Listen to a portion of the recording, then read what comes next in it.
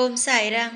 என் அன்பு செல்லமே, என்னுடைய அழகான தங்கமே, உன்னை ஏன் தெரியுமா நான் எப்பொழுதுமே அழகான பிள்ளை, அழகான தங்கம் என்று சொல்கிறேன்.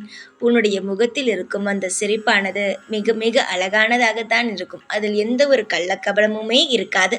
யாருக்கு நேராக நீ எப்பொழுது போனாலும் உன்னுடைய சிரிப்பு மட்டும்தான்.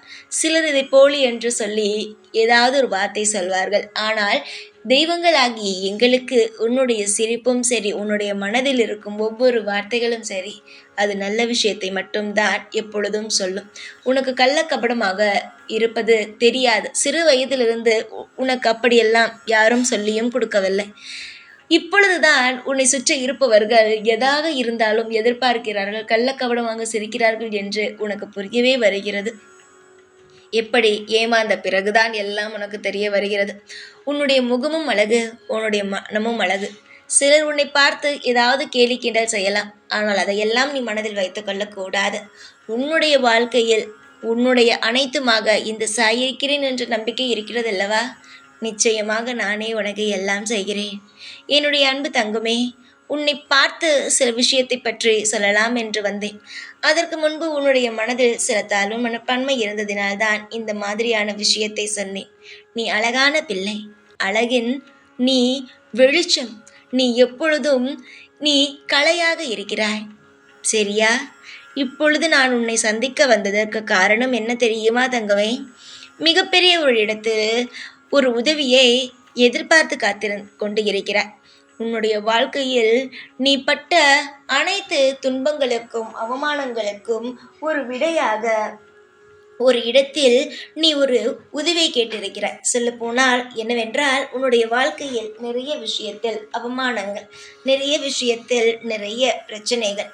ஆனால் இதற்கெல்லாம் ஒரே ஒரு தீர்வு என்னவென்றால், உன்னுடைய வாழ்க்கையில் நீ எதிர்பார்த்த இடத்தில் உனக்கு எதிர்பார்த்தது கிடைத்தால் மட்டும்தான். உனக்கு ஒரு நபர் உதவி செய்கிறேன் என்று சொல்லி இருக்கிறார். ஆனால் அவர் இன்று வரைக்கும் உதவி செய்கிறேன் என்றும் சொல்லவில்லை, இன்று வரைக்கும் அதை செய்யவும் இல்லை. பார்க்கும் பொழுது செய்கிறேன், வேலையா வாங்கி தருகிறேன் என்று சொல்வது. ஆனால் கிட்டத்தட்ட போகும் பொழுது இல்லை நான் பேசிக்கொண்டு இருக்கிறேன், இல்லை நான் செய்கிறேன் என்பதை அப்படியே மாற்றி மாற்றி சொல்வது. இதை பார்க்கும் பொழுது உனக்கு தோன்றுவது, செய்ய முடியும் என்றால் செய்ய முடியும் என்று சொல்லுங்கள், இல்லை என்றால் இல்லை என்று சொல்லுங்கள் என்று மனதுக்குள்ளேயே நீ யோசித்துக் கொள்வாய். ஆனால் வெளியில் பேச முடியாது. ஏனென்றால் அந்த ஆளாக வேலையாக வேண்டியது இருக்கிறது. இந்த நபரிடம் வேலையாக வேண்டியது இருக்கிறது.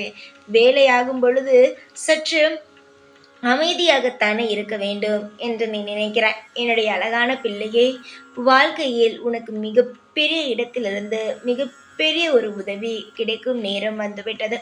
பல பேர் சொல்லலாம், உன்னுடைய படிப்புக்கும் உன்னுடைய விஷயத்திற்கும் உனக்கு ஏதாவது நல்ல இடத்தில் வேலை கிடைக்குமா? அதெல்லாம் கிடைக்காது.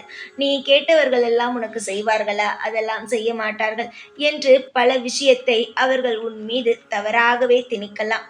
ஆனால் ஒரே ஒரு விஷயத்தை மட்டும் நீ ஞாபகம் வைத்துக்கொள். இது இன்று மட்டும் அல்ல, என்றென்றும் நான் சொல்லும் இந்த விஷயத்தை நீ ஞாபகம் வைத்துக்கொள்.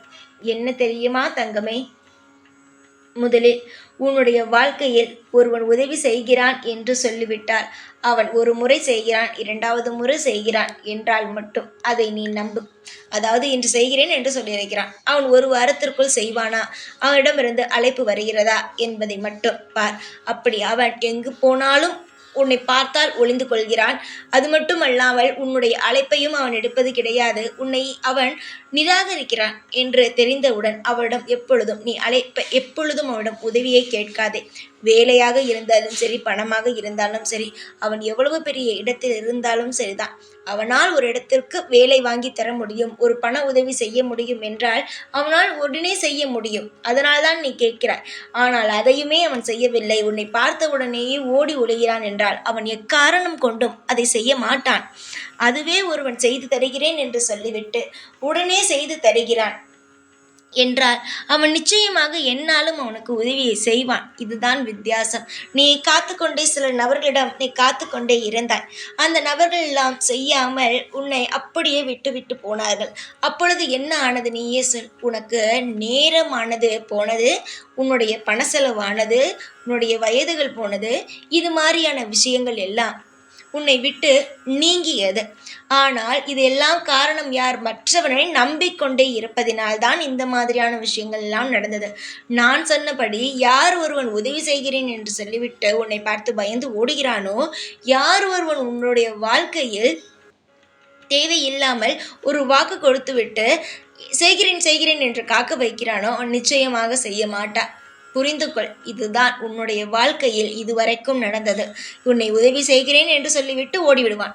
திரும்ப பார்க்கும் பொழுது அப்படியா, நேருக்கு நேராக பார்க்கும் பொழுது அப்படியா, செய்கிறேன் என்று சொல்வது. இதுதான் உன்னுடைய வாழ்க்கையில் நடந்தது இதுவரைக்கும். ஆனால் நாளை வேறொரு இடத்திலிருந்து, நீ நினைக்காத ஒரு இடத்திலிருந்து உனக்கான ஒரு வாய்ப்பானது, மகிழ்ச்சியான செய்தியானது வரப்போகிறது. நிறைய இடத்தில் நீயும் உன்னுடைய வேலைக்காகவும் உன்னுடைய பணத்திற்காகவும் நிறைய இடத்தில் கேட்டிருக்கிறாய். அதில் முக்கியமான இடத்தில் நீ கேட்டிருந்தாய், அது உனக்கு கிடைக்கவில்லை. ஆனால் நீ எதிரே பார்க்காத ஒரு இடத்திலிருந்து உனக்கான உதவிகள் கிடைக்கும் நேரம் வந்துவிட்டது. சொல்வீர்கள் அல்லவா, பொறுமைக்கும் ஒரு எல்லை உண்டு சாயே, நீங்கள் என்னை சோதிக்கிறீர்கள் என்று. உன்னுடைய பொறுமைக்கும் ஒரு எல்லை உண்டுதான், அது எனக்கும் புரிகிறது. உன்னுடைய வாழ்க்கையில் நீ இதுவரைக்கும் சந்திக்காத சந்தோஷங்களை நான் பார்க்க வேண்டும் அல்லவா, அதனால்தான் இத்தனை நாள் நான் காக்க வைத்தேனே தவிர மற்றபடி வேறு ஒன்றுமே அல்ல. உனக்கு ஒரு சந்தோஷத்தை தர வேண்டும் என்று நான் நினைத்தேன் என்றால் அதன் உச்சத்திற்கே அழைச்சு செல்ல வேண்டும் என்பது மட்டும்தான் என்னுடைய எண்ணம். அது மட்டுமல்லாமல் இதுவரைக்கும் நீ பார்க்காத ஒரு பேரின்பத்தையும் வளர்ச்சியையும் நீ பார்க்க வேண்டும் என்பது மட்டும்தான் இந்த சாயுடைய எண்ணமே. அதனால் என்னை தவறாக ஒரு நாளும் இடை போட்டு விடாதே கண்மணியே. உன்னுடைய வாழ்க்கையில் இருக்கும் ஒரு சிறு சிறு பிரச்சனைக்கும் சரிதான், பெரிய பெரிய சந்தோஷத்திற்கும் சரிதான், இந்த சாய் பொறுப்பேற்றுக் கொள்கிறேன். நாளை உன்னுடைய வாழ்க்கையில் மிகப்பெரிய கொண்டாட்டமான நாளாக இருக்கும். யாருக்குத்தான் உதவி கேட்ட இடத்திலிருந்து உதவி கிடைத்தாலும் சரி, எதிர்பார்த்த விஷயங்கள் நடந்தாலும் சரி, எதிர்பார்த்து கொண்டு இருக்கும் பணம் வந்தாலும் சரி, சந்தோஷமாக இருக்காது. எல்லோருக்கும் சந்தோஷமாகத்தானே இருக்கும். ஒரு எதிர்பார்த்து கொண்டு இருக்கும் நடந்தால் அதைவிட உலகத்தில் வேறு என்ன சந்தோஷம் இருக்க முடியும்? நீங்களே சொல்லுங்கள் பார்ப்போம். நீ என்னிடம் சொல்லிக்கொண்டே இருந்ததுதான், இந்த இடத்தில் இருந்து மட்டும் உதவி கிடைத்து விட்டது, இந்த ஒரு பணம் கிடைத்து விட்டது, இந்த ஒரு வேலை மட்டும் எனக்கு கிடைத்து விட்டது. நிச்சயமாக சொல்கிறேன், இந்த உலகத்தில் என்னை விட சந்தோஷமாக இருப்பவர்கள் யாருமே இருக்க முடியாது சாயி என்று எப்பொழுதும் என்னிடம் நீ இதைதானே சொல்லிக்கொண்டே இருப்பாய். நிச்சயமாக தங்கமே, உன்னுடைய வாழ்க்கையில் நான் உன்னுடைய கனவுகளை எப்பொழுதும் வீணாக்கவே மாட்டேன். உன்னுடைய கனவுகள் அனைத்தும் நடக்கும். உன்னுடைய வாழ்க்கையில் அனைத்தும் செழிக்கும். எதை நீ இன்பமாக, உன்னுடைய வாழ்க்கையில் எல்லா உதவிகளும் இனிமேல் படிப்படியாக கிடைக்கும். எந்த ஒரு விஷயத்தையும் நினைத்து இனிமேல் நீ கவலைப்பட வேண்டாம். சந்தோஷமாக இரு, சிரித்த முகத்தோடு இரு. அழகான வாழ்க்கை உனக்கு இருக்கிறது. அழகான பிள்ளை அல்லவா நீ? அதனால் இனிமேல் உன் வாழ்க்கையில் எல்லாமே சுபமே. சந்தோஷமாக இருங்கள். எப்பொழுதும் உன் கூடவே இருப்பேன். இந்த சாய்நாத். ஓம் சாய்ராம்.